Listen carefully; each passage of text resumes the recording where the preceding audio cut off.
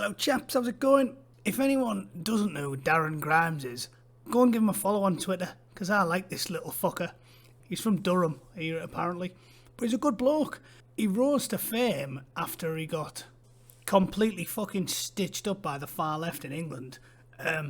They fined him and slurred the guy all over the place for the crime of being working class, relatively poor, and being a fucking staunch Brexiteer. Sure enough, The Guardian took great relish in pointing out the fact that he'd been fined because everyone who works for The Guardian appears to be a fucking bourgeois, upper crust twat with a stupid fucking name like Afua Hirsch. I think I prefer the likes of Tarquin and Isabella. Just go back to real names, you fucking lunatics.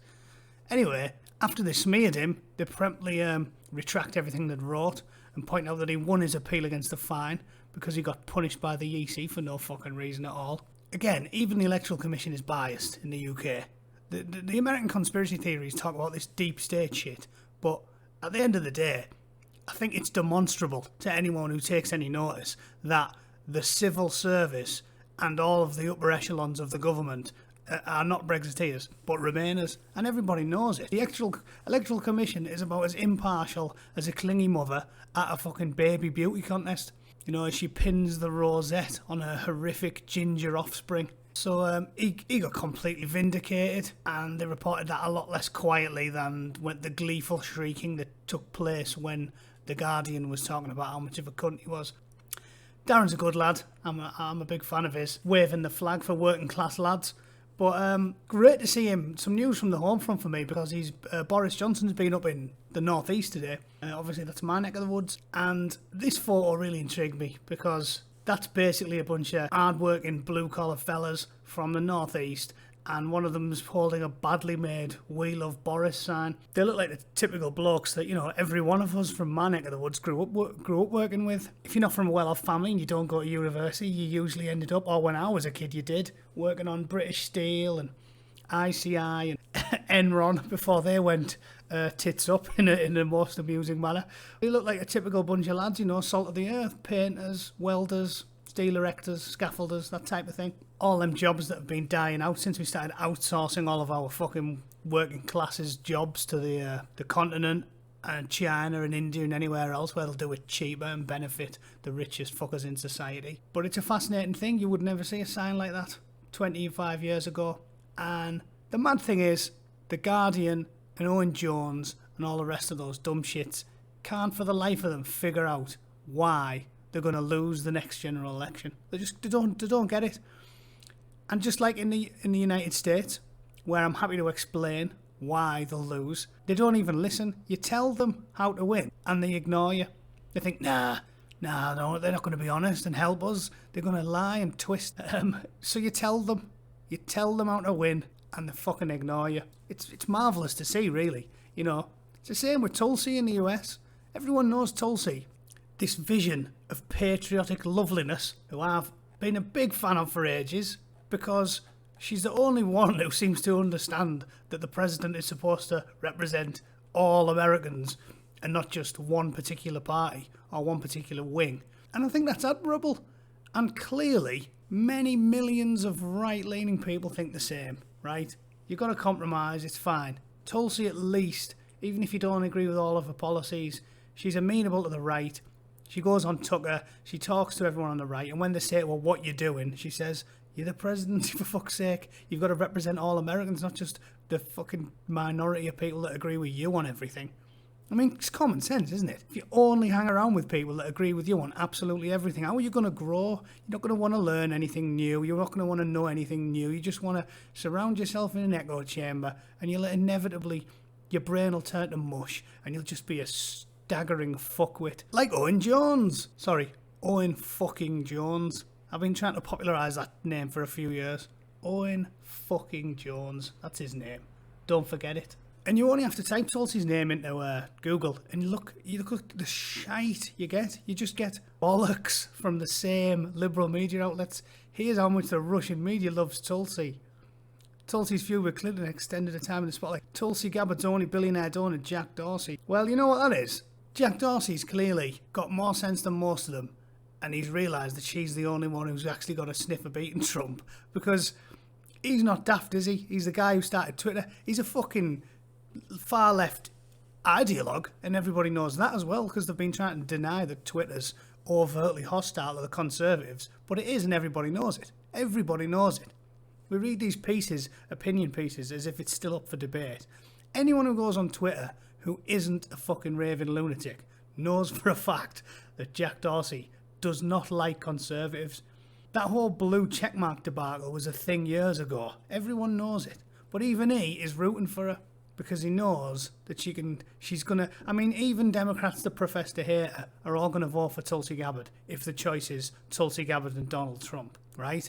So every single one of them votes, plus several million, maybe tens of millions of libertarians, centrists, conservatives that despise Trump, that she'd fucking breeze it. But they're not interested in listening, so fuck them. And it's the exact same with this. For the Americans listening, I'll spell it out for you. The UK is more of a class-based society than the United States is. We've always had it, we've always known about it. We have people like Jacob Rees-Mogg, for example. I've come to Rochester to help the Conservative candidate in the by-election, to do a bit of delivering and campaigning. I'm a great lover of by-elections and have been to most but not all since 1986, and to really help the Conservative Party get their message across and get their vote out. This by-election obviously caused because... See, even his son's posh, right? And this is the crux of what I'm going to say, right? The UK has always been a class society, so it's been divided into two wings, Conservative versus Labour. They're the two main parties. The Conservatives were always seen as the posh party, and Labour always seen as the working class party. Somehow, after this dynamic's been in place for decades, you're now seeing pictures like this. And why are you seeing pictures like this? Well, I'll tell you why. Because of headlines like this. The Guardian. The fucking Guardian. It's like an ingenious parody site. It's like The Onion. We need to walk the streets without fear.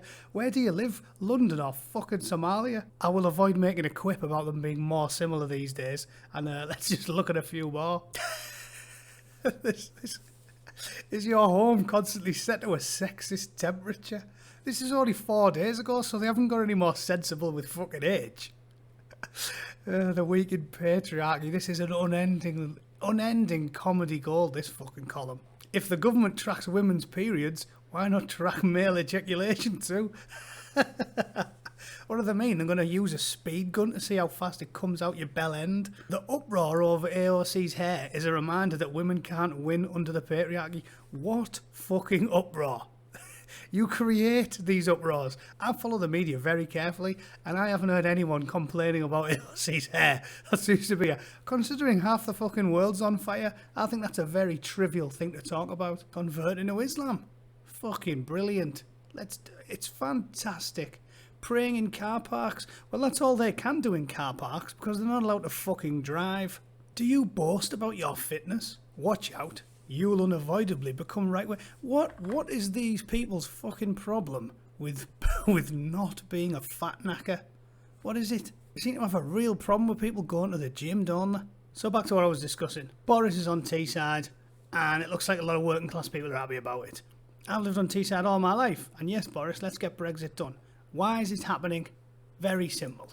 Because The Guardian, packed with writers like Laurie fucking Penny, stop pandering to men, boo-hoo, everything's fucking sinister, James Damore's wrong because he said people should be allowed to talk. I mean, this is just slanderous. Alt-right, I don't want to get into James Damore, but just fucking Google the guy and have a read for yourself. He got sacked for nothing. He got sacked for logic. And the far left called him a cunt and said he was basically a fascist. You know, it's ridiculous.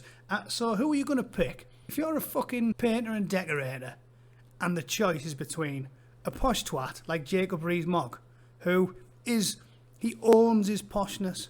Everybody knows he's posh. He's posh. He's got a triple-barreled name. He wears a top hat to Margaret Thatcher's funeral. Nothing says posh more than that. But if the choice is between a man who is overtly, honestly posh, and everybody knows it, and he owns it, and he proudly sits there and displays his poshness for all the world to see and says, you know, I was born into this. Are you going to hold that against me? Clearly, in this day and age, these type of people prefer that to that. Willy fucking Wonka. Children's books reveal inequality. From a fucking woman with a London-born lawyer dad who sent her to Brighton College, and then she went to Oxford. Brighton College.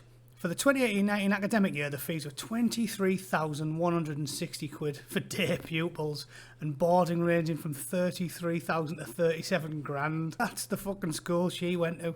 That is more than a lot of people making in the north in a fucking for a salary, not even including the boarding. And this is who we've got to pick between. Oxford educated, private school educated, just like that guy.